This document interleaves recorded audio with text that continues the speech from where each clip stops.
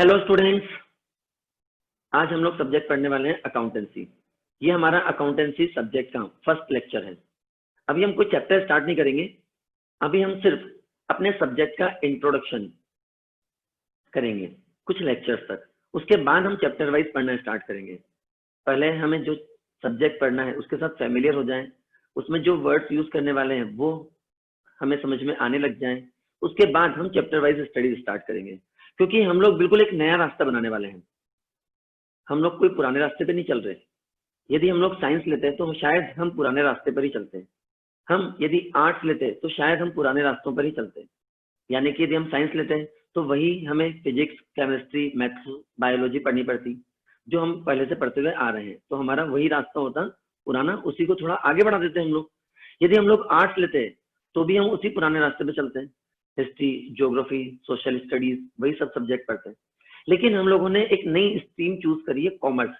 और इसमें जो सब्जेक्ट पढ़ने वाले हैं हम लोग, अकाउंटेंसी, बिजनेस स्टडीज और इकोनॉमिक्स, शायद हमने आज से पहले कभी नहीं पढ़े हैं।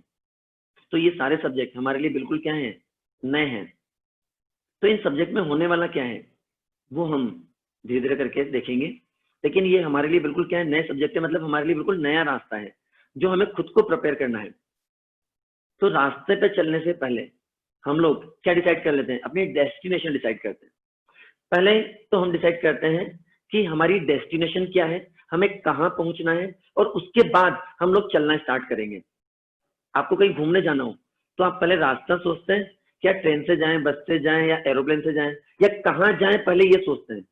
मेरे ख्याल से आपको कहाँ जाना है पहले ये माइंड में आता है, उसके बाद हम उसका रास्ता डिसाइड करते हैं। तो ऐसे ही जो हम सब्जेक्ट पढ़ने वाले हैं अकाउंटेंसी, उसका हम रास्ता बाद में बनाएंगे, हम पहले उसकी डेस्टिनेशन डिसाइड करते हैं। ओके, चलिए तो आज का हम लोग लेक्चर स्टार्ट करेंगे अपने सब्जेक्ट का, अकाउंटेंसी का। और आज हम अपने सब्जेक्ट की डेस्टिनेशन डिसाइड करेंगे पहले, और उसके बाद हम लोग चलना स्टार्ट करेंगे। अकाउंटेंसी को हम लोग बोलते हैं लैंग्वेज ऑफ बिजनेस। क्या बोलते हैं हम लोग? Language of business. कोई भी आदमी बिजनेस क्यों करता है? कोई भी आदमी बिजनेस क्यों करता है? ऑब्वियसली पैसे कमाने के लिए, प्रॉफिट अर्न करने के लिए। तो हमारे सब्जेक्ट की डेस्टिनेशन भी क्या है, उसको उसका प्रॉफिट कैलकुलेट करके बताना। बस इतनी सी हमारे सब्जेक्ट की डेस्टिनेशन है। क्या है हमारे सब्जेक्ट की डेस्टिनेशन? यानी हम जो सब्जेक्ट पढ़ रहे हैं उसका मेन ऑब्जेक्ट क्या है, कि किसी ऑर्गेनाइजेशन ने, किसी बिजनेसमैन ने कितना प्रॉफिट अर्न किया है, बस वो हमें कैलकुलेट करके उसे बताना है। और वो प्रॉफिट क्या होना चाहिए? एक्यूरेट होना चाहिए, एक्चुअल होना चाहिए, बिल्कुल करेक्ट प्रॉफिट होना चाहिए। ये काम हमने कर दिया तो हमारे सब्जेक्ट का काम खत्म। बस तो हमारे सब्जेक्ट की डेस्टिनेशन है किसी भी ऑर्गेनाइजेशन की प्रॉफिट या लॉस कैलकुलेशन करना। और कोई भी बिजनेसमैन इसीलिए बिजनेस करता है कि वो पैसे कमाए और उन पैसों से अपनी जिंदगी को गुजारे। अब प्रॉफिट और लॉस की जो कैलकुलेशन करते हैं वो हम डेली नहीं करेंगे, वीकली नहीं करेंगे, मंथली नहीं करेंगे, वो हम करते हैं ईयरली, एक साल में एक बार। तो हम जो बिजनेस का प्रॉफिट और लॉस कैलकुलेट करते हैं वो एक साल में सिर्फ एक ही बार कैलकुलेट करते हैं। कितने साल में करते हैं? 1 ईयर में 1 टाइम। 1 ईयर मीन्स 12 मंथ्स में। तो हम अपने बिजनेस का जो प्रॉफिट और लॉस कैलकुलेट करेंगे वो सिर्फ 1 ईयर में 1 टाइम कैलकुलेट करते हैं, मतलब 12 मंथ्स में प्रॉफिट कैलकुलेट करते हैं। अब ये 12 मंथ्स अपनी मर्जी से नहीं करने, हमारी गवर्नमेंट ने फिक्स कर रखे हैं कि हर ऑर्गेनाइजेशन ये 12 मंथ्स कहां से स्टार्ट करेगी? 1 अप्रैल से स्टार्ट करेगी और कब एंड करेगी? 31 मार्च को एंड कर देती है।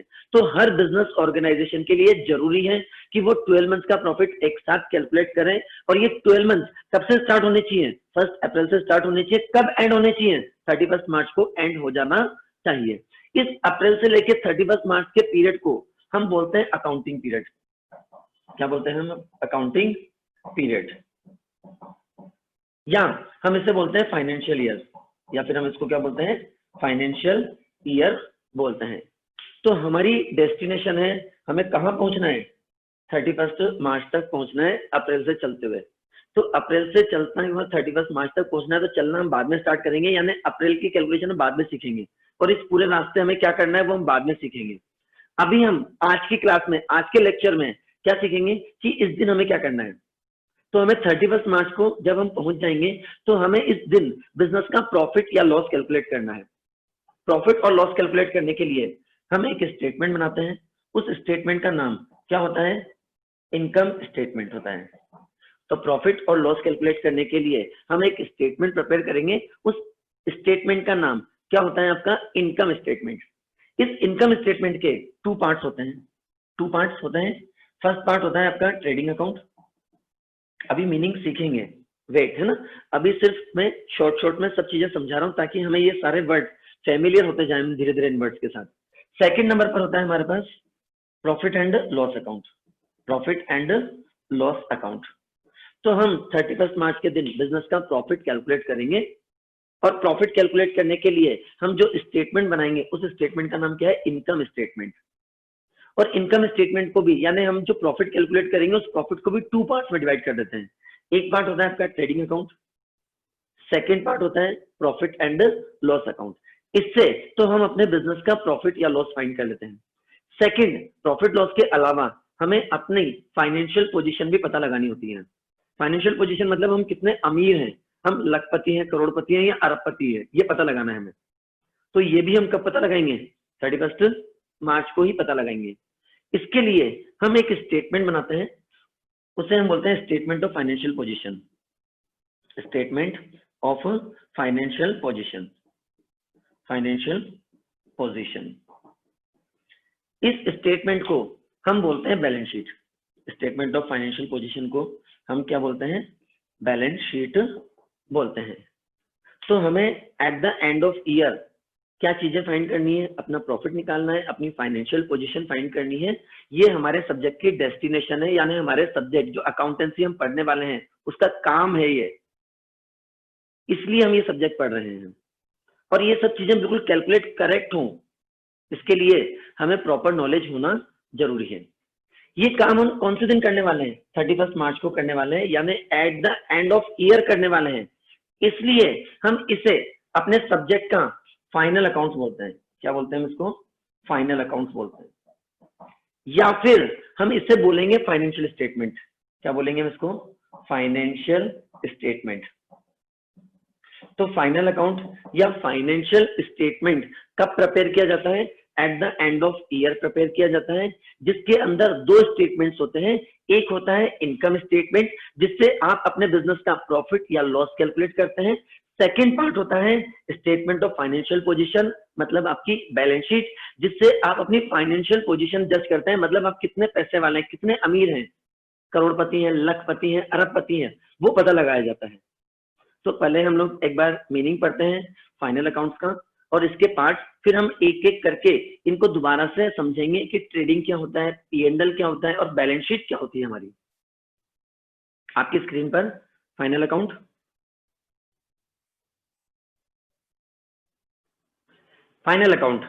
Meaning of final account. One of the main objects of financial accounting is to ascertain profit or loss of business and to know its financial position at the end of year. Profit or loss and financial position of business can be known only after preparing the final account of business. Final account means the accounts and financial statement prepared at the end of year to present the net profit or loss and financial position of the business. तो final account का मतलब बस इतना सा है कि आपको अपने बिजनेस का क्या निकालना है? प्रॉफिट और लॉस निकालना है, और आपको अपनी फाइनेंशियल पोजीशन पता लगानी है। और ये काम हम कब करते हैं? At the end of accounting year करते हैं, यानी कि 31 मार्च को करते हैं। The term financial statement include at least two basic statements which are as under. First, income statement or trading and P&L account which show the result of business operations during the accounting period. तो हमारा पहला part होगा income statement, जिसमें दो parts होंगे, trading account and P&L account, जो हमारे business का रिजल्ट बताएगा। मतलब हमने जो साल भर काम किया है उससे हमने कितने पैसे कमाए, कितना प्रॉफिट अर्न किया है, वो बताएगा। Second, statement of financial position or balance sheet, which show the financial position of an enterprise at a specified point of time. तो second हमारा होगा statement of financial position, या हम इसे बोलेंगे बैलेंस शीट। ये हमारी फाइनेंशियल पोजीशन बताएगा, मतलब हम कितने पैसे वाले हैं ये बताएगा। तो इनकम अलग चीज होती है, फाइनेंशियल पोजीशन अलग चीज होती है, अभी हम उस पर डिस्कस करेंगे। अब हम समझते हैं ट्रेडिंग क्या होता है, P&L क्या होता है, उस पर आते हैं हम लोग, एंड बैलेंस शीट क्या होती है। तो आज हम लोग पहले सीखेंगे फाइनल अकाउंट में जो हम स्टेटमेंट प्रिपेयर करने वाले हैं, ट्रेडिंग, P&L और बैलेंस शीट, उनका मीनिंग सीखेंगे। फर्स्ट, आज का हमारा टॉपिक क्या चल रहा है, फाइनल अकाउंट्स, यानी हमारे सब्जेक्ट की डेस्टिनेशन है ये, जहां हमें पहुंचना है। कैसे पहुंचना है वो रास्ता हम बाद में डिसाइड करने वाले हैं, पहले हम जगह डिसाइड कर रहे हैं कि हमें किस जगह पहुंचना है। तो हमारे सब्जेक्ट का मेन ऑब्जेक्ट है फाइनल अकाउंट तक पहुंचना। और फाइनल अकाउंट में हम लोग दो स्टेटमेंट प्रिपेयर करते हैं। फर्स्ट होता है आपका इनकम स्टेटमेंट, जिससे आप अपने बिजनेस का क्या फाइंड करते हैं, प्रॉफिट, या क्या फाइंड करेंगे, लॉस फाइंड करेंगे। तो बिजनेस का प्रॉफिट और लॉस कैलकुलेट करते हैं हम इनकम स्टेटमेंट से। इनकम स्टेटमेंट का हमारा फर्स्ट पार्ट होता है ट्रेडिंग अकाउंट। इनकम स्टेटमेंट का हमारा फर्स्ट पार्ट होता है ट्रेडिंग अकाउंट। अब ये ट्रेडिंग अकाउंट क्या है, ये जो बिजनेस होता है, बिजनेस मतलब हम गुड्स खरीदने वाले हैं या बनाने वाले हैं और उसके बाद उसे बेचेंगे। कोई भी बिजनेस हो इसका मतलब एक ही है। एक चाय का ठेला है, यानी चाय का बिजनेस कर रहा है, तो वो क्या कर रहा है, पहले मिल्क लाता है, उसको चाय बनाता है और उसके बाद बेच देता है। एक कार कंपनी है, वो कार को मैन्युफैक्चरिंग करती है, उसके बाद उसे बेच देती है। तो बिजनेस चाहे छोटा हो चाहे बिजनेस बड़ा हो, हर बिजनेस का एक ही काम है, या तो चीजें खरीदो या चीजें बनाओ और उसके बाद उन्हें बेच दो, यही बिजनेस है बस। तो ट्रेडिंग यानी ट्रेड, ये खरीदने बेचने की जो एक्टिविटी है ना, इसे हम क्या बोलते हैं, ट्रेड करना बोलते हैं। इसे हम क्या बोलते हैं, ट्रेड करना बोलते हैं। तो ट्रेडिंग अकाउंट से हम जो प्रॉफिट कैलकुलेट करते हैं वो सिंपल सा फॉर्मूला यूज करते हैं, जो हमने मैथमेटिक्स में 8th क्लास में या 9th क्लास में पढ़ा हुआ होगा और आपको याद भी होगा।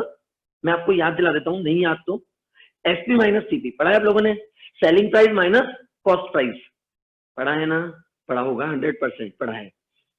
Selling price minus cost price मतलब कोई प्रोडक्ट मैंने कितने में खरीदा और उस प्रोडक्ट को मैंने कितने में बेच दिया, इन दोनों प्राइस के बीच का जो डिफरेंस है वही मेरा क्या होगा, प्रॉफिट। तो हम अकाउंटेंसी में कुछ नया नहीं करने वाले हैं, हम अपने सब्जेक्ट में भी प्रॉफिट और लॉस कैलकुलेट करने के लिए यही काम करेंगे कि हमने कोई प्रोडक्ट कितने में खरीदा है या हमने कितने में बनाया है, वो हमारी कॉस्ट प्राइस हो जाएगी। और बाद में हम उस प्रोडक्ट को कितने में बेच रहे हैं वो हमारी उसकी सेलिंग प्राइस हो जाएगी। और इन दोनों प्राइस के बीच का जो डिफरेंस आएगा वो हमारा प्रॉफिट हो जाएगा। ये कैलकुलेशन जिस पेज पे करते हैं उस पेज का नाम है बस क्या, ट्रेडिंग अकाउंट। तो ट्रेडिंग अकाउंट से हम अपने बिजनेस का क्या फाइंड करेंगे, प्रॉफिट फाइंड करेंगे। और प्रॉफिट के लिए सिंपल सा फॉर्मूला यूज करेंगे, एसपी माइनस सीपी, यानी selling price minus cost price. For example, मैंने कोई प्रोडक्ट खरीदा 5 लाख रुपीज में और मैंने उस प्रोडक्ट को बेच दिया 8 लाख में। मैंने कोई प्रोडक्ट खरीदा या बनाया 5 लाख में, दोनों ऑप्शन हो सकते हैं, या तो मैं खरीदूंगा या मैं बनाऊंगा। और मैंने जो प्रोडक्ट खरीदा या मैंने जो प्रोडक्ट बनाया उसकी कॉस्ट कितनी आई मेरे पास, 5 लाख रुपीज आ गई, और उस प्रोडक्ट को मैंने 8 लाख रुपीज में बेच दिया। तो मैंने कितने रुपए पैसे कमाए, कितना प्रॉफिट कमाया, 3 लाख। ओके, करेक्ट आंसर आपका, मैंने प्रॉफिट कमाया 3 लाख रुपए। क्या ये मेरा एक्चुअल प्रॉफिट है क्या, मतलब ये 3 लाख रुपए मैं घर ले जाकर के अपने ऊपर और अपनी फैमिली पे खर्च कर सकता हूं क्या, नहीं कर सकता। क्यों नहीं कर सकता, क्योंकि अभी इस 3 लाख में से मुझे अपने एम्प्लॉयज को सैलरी भी तो देनी है, मुझे अपनी बिल्डिंग का रेंट भी तो देना है, मुझे अपनी शॉप का इलेक्ट्रिसिटी का बिल, टेलीफोन बिल ये भी तो पे करना है, वाटर बिल ये भी पे करना है, कुछ स्टेशनरी का एक्सपेंसेस भी होगा मेरी शॉप पर, वो भी पे करना है। तो अभी ये 3 लाख रुपीज का प्रॉफिट है, ये तो मेरा टोटल प्रॉफिट है, क्योंकि मैंने यहाँ पर तो सिर्फ ये देखा कि कितने में मैंने प्रोडक्ट बनाया था और मैंने उसको कितने में बेच दिया और मैंने प्रॉफिट कैलकुलेट कर लिया 3 लाख। लेकिन अभी मुझे एम्प्लॉयज को सैलरी देनी है, लैंडलॉर्ड को रेंट देना है, इलेक्ट्रिसिटी बिल पे करना है, टेलीफोन बिल पे करना है, इन सबको पे करने के बाद जो बच जाएगा वो मेरा प्रॉफिट होगा एक्चुअल, जो मैं अपने घर ले जाकर के अपने ऊपर और अपनी फैमिली के ऊपर एक्सपेंस कर सकता हूं। Correct, correct, okay. तो दैट मीन्स ये प्रॉफिट हमारा एक्चुअल प्रॉफिट नहीं है। तो हम अकाउंटिंग में इस प्रॉफिट के लिए क्या वर्ड यूज करेंगे, हम अकाउंटिंग में इस प्रॉफिट के लिए वर्ड यूज करते हैं ग्रॉस प्रॉफिट। क्या वर्ड यूज करेंगे, ग्रॉस प्रॉफिट। तो ग्रॉस का मतलब क्या हो गया, टोटल प्रॉफिट। ग्रॉस मतलब क्या हो गया आपका, टोटल प्रॉफिट। तो इनकम स्टेटमेंट का फर्स्ट पार्ट होता है हमारा ट्रेडिंग अकाउंट, इससे हम क्या फाइंड करते हैं, ग्रॉस प्रॉफिट फाइंड करते हैं। और ग्रॉस प्रॉफिट फाइंड करने के लिए सिंपल सा फॉर्मूला है SP minus CP, selling price minus cost price.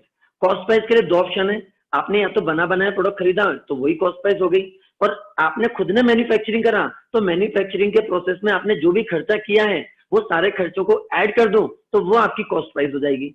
और इन दोनों प्राइसेस के बीच में डिफरेंस हमारा प्रॉफिट होता है, जिसे हम अकाउंटिंग में क्या बोलते हैं, ग्रॉस प्रॉफिट बोलते हैं। क्या बोलते हैं उसको, ग्रॉस प्रॉफिट। तो हमारे फर्स्ट पार्ट इनकम स्टेटमेंट का क्या होगा, ट्रेडिंग अकाउंट, जिससे हम क्या फाइंड करने वाले हैं, ग्रॉस प्रॉफिट फाइंड करने वाले हैं। आपकी स्क्रीन पर trading account. Trading account is prepared to know the profit or loss earned by the business from recurring business activities, that is buying or manufacturing and selling during the accounting period. The difference between sales and cost of goods sold is gross profit or gross loss. Profit भी हो सकता है, loss भी हो सकता है। मैंने product खरीदा तो 5 लाख में, लेकिन 4 लाख में बेच दिया तो मुझे 1 लाख का क्या हो जाएगा, लॉस भी हो सकता है। तो जरूरी नहीं है कि प्रॉफिट ही हो, लॉस भी हो सकता है। नेक्स्ट पार्ट हमारे इनकम स्टेटमेंट का सेकंड पार्ट होता है हमारा इनकम स्टेटमेंट का profit and loss account. Second part कौन सा होता है हमारे इनकम स्टेटमेंट का, प्रॉफिट एंड लॉस अकाउंट। हम यहां से अपने बिजनेस का जो प्रॉफिट कैलकुलेट करेंगे उस प्रॉफिट को हम बोलते हैं नेट प्रॉफिट। हम इसे क्या बोलते हैं, नेट प्रॉफिट। नेट मतलब आपका एक्चुअल प्रॉफिट, नेट मतलब आपका क्या हो गया, एक्चुअल प्रॉफिट कैलकुलेट कर लिया आपने किस अकाउंट से, प्रॉफिट एंड लॉस अकाउंट से। अब नेट प्रॉफिट कैसे फाइंड करेंगे, हमने जो ग्रॉस प्रॉफिट फाइंड किया था, ग्रॉस प्रॉफिट फाइंड किया था मतलब वो जो हमने 3 लाख रुपए प्रॉफिट निकाला था ट्रेडिंग अकाउंट से कि 5 लाख में मैंने खरीदा, 8 लाख में बेच दिया तो 3 लाख का मुझे प्रॉफिट हुआ था। उस प्रॉफिट को तो मैंने बोला था ग्रॉस प्रॉफिट, टोटल प्रॉफिट। अब उस 3 लाख के प्रॉफिट में से मैं अपने एम्प्लॉय को सैलरी दूंगा, मैं अपने लैंडलॉर्ड को रेंट दूंगा, गवर्नमेंट को electricity bill, water bill pay करूंगा, टेलीफोन बिल पे करूंगा। तो जब मैं ये सारे एक्सपेंसेस पे कर दूंगा तो उसके बाद जो पैसे बचेंगे वो मेरा नेट प्रॉफिट होगा। तो इस 3 लाख यानी इस ग्रॉस प्रॉफिट में से मुझे अदर एक्सपेंसेस क्या करने हैं, माइनस करने हैं। मे बी मेरी सेल्स के अलावा कोई और इनकम हो, मे बी मेरी सेल्स के अलावा और कोई इनकम हो। ऊपर तो मैंने सिर्फ सेल्स ही लिखी थी, सेल्स के अलावा इनकम क्या है, जो मेरे पास डेली कलेक्शन आता था उसे मैं बैंक में जमा करा देता हूँ, तो बैंक मुझे क्या पे करेगा, इंटरेस्ट पे करेगा। तो वो इंटरेस्ट मेरे लिए क्या हो गई, इनकम हो गई। मैंने कोई कंपनी की एजेंसी ले रखी है तो वो कंपनी मुझे सेल्स पर क्या पे करती है, कमीशन पे करती है, तो वो कमीशन मेरे लिए क्या हो गई, अदर इनकम हो गई। मैंने अपनी शॉप का कोई पोर्शन किसी और को किराए पे दे दिया तो मैं उससे रेंट ले रहा हूँ, तो वो जो रेंट मैं रिसीव कर रहा हूँ वो मेरी क्या हो गई, इनकम हो गई। तो उस इनकम को भी मैं इस ग्रॉस प्रॉफिट में क्या कर दूंगा, ऐड कर दूंगा। तो हम इसमें ऐड कर देंगे अदर इनकम, तो हमारे पास क्या आ जाएगा, नेट प्रॉफिट आ जाएगा, उसे हम बोलेंगे एक्चुअल प्रॉफिट। क्लियर है यहाँ तक, क्लियर है यहाँ तक। एक बार अपन P&L पढ़ लेते हैं, प्रॉफिट एंड लॉस अकाउंट पढ़ लेते हैं, फिर हम आगे बढ़ेंगे।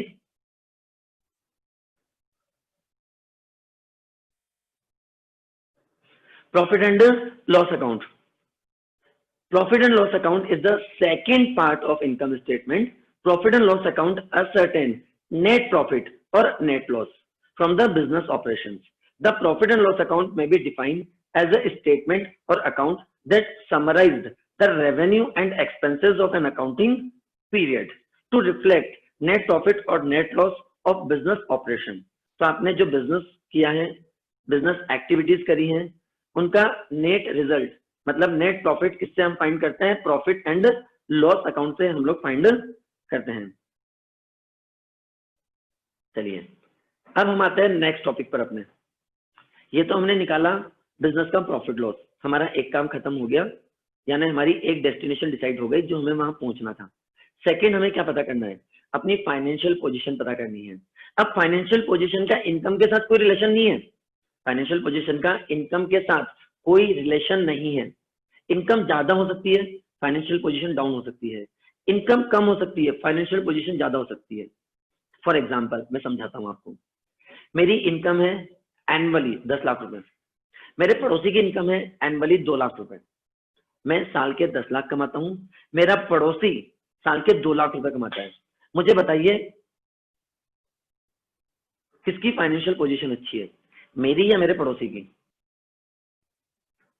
आंसर आप लोग दे रहे हैं मेरी अच्छी है। आप लोग आंसर दे रहे हैं कि मेरी फाइनेंशियल पोजीशन अच्छी है क्योंकि मैं 10 लाख रुपए कमाता हूं। तो आप लोगों ने मेरी फाइनेंशियल पोजीशन कैसे जज करी? इनकम से, जबकि मैंने थोड़ी देर पहले बोला था इनकम और फाइनेंशियल पोजीशन एक नहीं है, दोनों में कोई रिलेशन नहीं है। इनकम ज्यादा है लेकिन हो सकता है फाइनेंशियल पोजीशन कम हो, इनकम कम है हो सकता है लेकिन फाइनेंशियल पोजीशन अच्छी हो। चलिए कैसे? अब मैं क्वेश्चन में थोड़ा सा चेंज करता हूं।